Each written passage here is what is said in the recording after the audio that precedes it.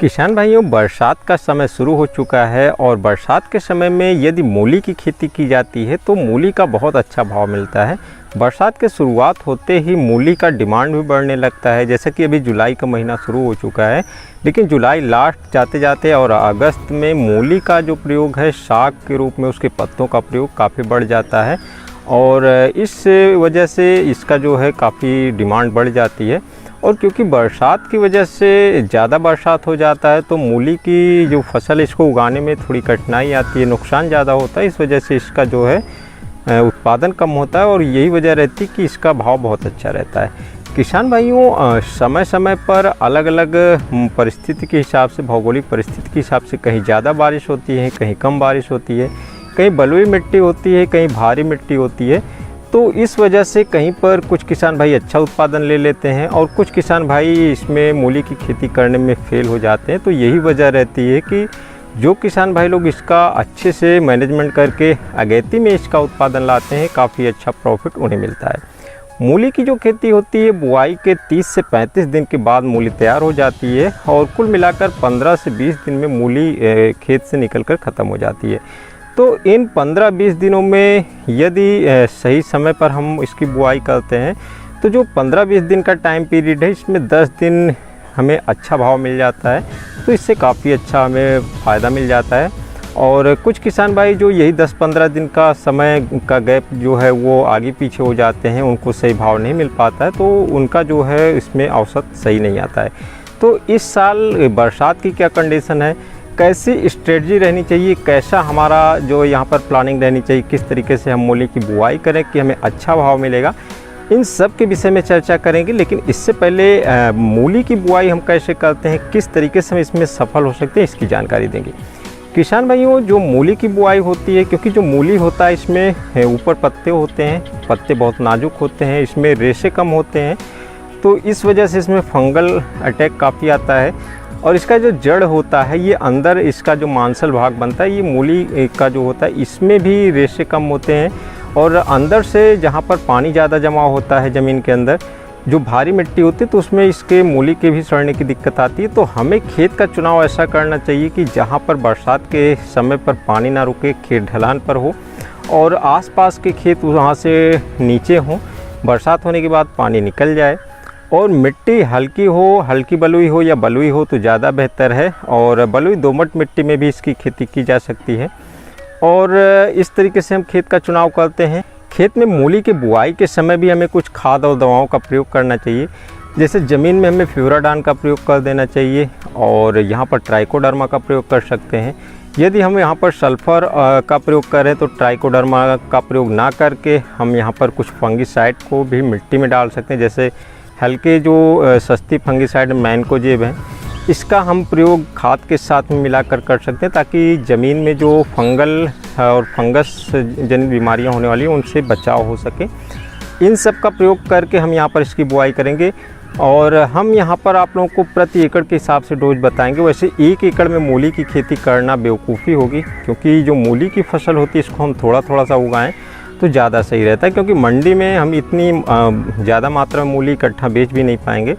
तो हम यहाँ पर 5 बिस्वा 10 बिस्वा मूली एक बार में लगा सकते हैं और हो सके तो 5-5 बिस्वा 2 स्टेप या 3 स्टेप में हम इसकी बुआई करें तो प्रति एकड़ के हिसाब से करीब 80 केजी का DAP और इसके साथ करीब 25 से 30 केजी यूरिया। और यदि मिट्टी में दीमक की और अन्य कीड़ों की, वाइट ग्रब की समस्या है, निमेटोड की समस्या है, तो 5 से 7 केजी फ्यूराडान का प्रयोग करना है और ट्राइकोडर्मा करीब 2 केजी का प्रयोग करना है। और यदि हम सल्फ़र और फंगिसाइड का प्रयोग करना चाहें तो 1 केजी मैनकोजेब और करीब 4 से 5 केजी सल्फ़र का प्रयोग करना है। इतनी खाद का हमें मिट्टी में प्रयोग करना है। इसके साथ ही जड़ बढ़ाने के लिए हम ह्यूमिक एसिड का प्रयोग कर सकते हैं। यहाँ पर किसान भाई, जड़ बढ़ाने से मतलब मूली का एक ही जड़ होता है, लेकिन उसमें से बारीक रेशे निकलते हैं जो पोषक तत्वों को अवशोषित करते हैं। तो यहाँ पर इन पोषक तत्वों को बढ़ाने वाली जड़ों को बढ़ाने के लिए हमें यहाँ पर कुछ खाद का प्रयोग करना है, जिससे मूली का जो ग्रोथ होगा तेज़ी से होगा और स्वस्थ और अच्छी मोटी मूली जल्दी तैयार होगी। तो इसके लिए हमें यहाँ पर humic acid, fulvic acid, vitamin, proteins, ये सब जो मिक्स करके जाइम आता है उनका प्रयोग कर सकते हैं। इसमें अभिमन्यु का टोटल प्लस नाम से आता है, ये इसका काफ़ी अच्छा रिजल्ट है, इसका प्रयोग कर सकते हैं। या सिंगल अलग से ह्यूमिक एसिड पाउडर आता है, उसका भी प्रयोग कर सकते हैं। तो साथ में इन सब का प्रयोग करना है। रैली गोल्ड का प्रयोग कर सकते हैं, माइकोराइजा का प्रयोग कर सकते हैं। तो इसके प्रयोग से मूली की जड़ों का विकास अच्छा होगा, और जड़ों का विकास अच्छा होगा तो पूरे पौधों का विकास अच्छा होगा। तो इस तरीके से इतनी खाद का प्रयोग करके हमको खेत को 2 बार रोटावेटर से अच्छे तरीके से जुताई कर देनी है। किसान भाइयों, जो पहले जुताई होगी अच्छे से हमें करना है, अच्छे से गहरी जुताई करेंगे। उसके बाद पूरे खेत में हम खाद और सीड दोनों को एक साथ में मिला देंगे। उसके बाद दूसरी जुताई जो होगी रोटावेटर से हल्की जुताई होगी, करीब 2 इंच की परत में ऊपर से हम जुताई करेंगे, जिससे इसके सीड अच्छे से खेत में मिल जाए। अब यहाँ पर हम ट्रैक्टर की सहायता से जो मेड़ बनाने वाली छोटी होती है मशीनें, जैसा कि आलू का रेजर होता है जो हल्की छोटी छोटी मेड़ बनाती है, उसकी सहायता से हम पूरे खेत में मेड़ बना सकते हैं। तो इससे क्या होगा कि जो मूली के सीड हैं वो मेड़ में आ जाएंगे, और इस तरीके से मेड़ में जब मूली के सीड लगे रहेंगे तो बरसात का जो पानी होगा वो निकल जाएगा। दूसरा तरीका ये हो सकता है कि जब हम पूरे खेत में सीड मिलाकर बुआई कर देते हैं, उसके बाद हम फावड़े की सहायता से यहाँ पर करीब 2.5 फीट 3 फीट की दूरी पर हम यहाँ पर नालियाँ बनाते जाएंगे। तो 2-2.5 फीट की चौड़ाई का बेड बन जाएगा, और उसके बाद एक पतली पतली नाली रहेगी। तो इससे जो बरसात का पानी है वो बाहर निकल जाएगा।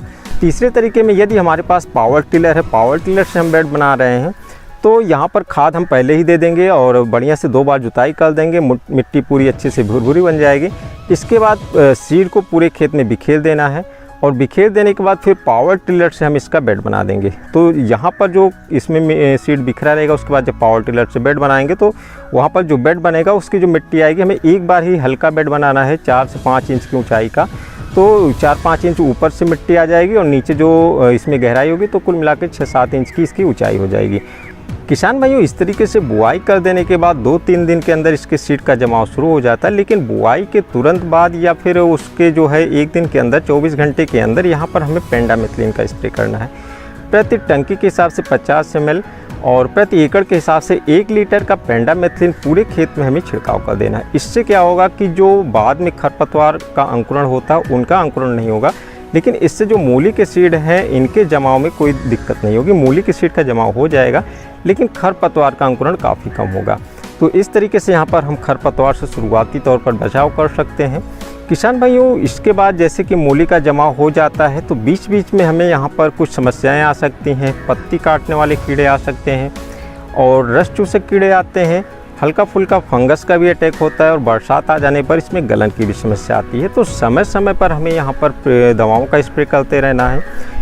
जो इसमें कीड़े लगते हैं, रस चूसक कीड़े लगते हैं, इन सब के लिए बायर का सोलोमन का हम प्रयोग कर सकते हैं। 10 दिन की अवस्था तक हमें यहाँ पर हल्का डोज लेकर चलना है, उसके बाद हम यहाँ पर डोज बढ़ा सकते हैं। और फंगिसाइड में हम नेटिवो का स्प्रे कर सकते हैं, और इसी के साथ और हम यहाँ पर साफ बाबस्टीन का प्रयोग कर सकते हैं, साफ का प्रयोग कर सकते हैं, मैनकोजेब का प्रयोग कर सकते हैं। और यदि समस्या गंभीर है, ज़्यादा इसमें दिक्कत आ रही है, तो कुछ और अच्छी जैसे कि एमेस्टार टॉप, इन सब दवाओं का हम स्प्रे कर सकते हैं।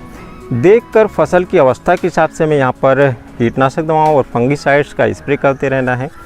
और फसल 15 से 20 दिन की हो जाए तो बीच बीच में हमें यहाँ पर टॉनिक का भी स्प्रे करना है। यहाँ पर हमें एक बात का ध्यान रखना है, जो भी खाद देना है वो हम बेसल डोज में ही देंगे। उसके बाद यहाँ पर हमें कोई भी खाद नहीं देना है, यूरिया का प्रयोग बिल्कुल भी नहीं करना है। यदि हम यहाँ पर यूरिया का प्रयोग करते हैं तो इससे पत्ते जलने की समस्या आ सकती है। यदि लगता है कि यूरिया का प्रयोग करना है तो आप इसमें नैनो यूरिया का स्प्रे कर सकते हैं। मैग्नीशियम का भी स्प्रे कर सकते हैं यदि पत्तों में पीलापन आता है। और साथ ही साथ आप इसमें टॉनिक का स्प्रे कर सकते हैं। कई प्रकार की टॉनिक आती हैं, एमिनो एसिड बेस्ड टॉनिक का प्रयोग कर सकते हैं, सागरिका का प्रयोग कर सकते हैं, इन सब का प्रयोग कर सकते हैं।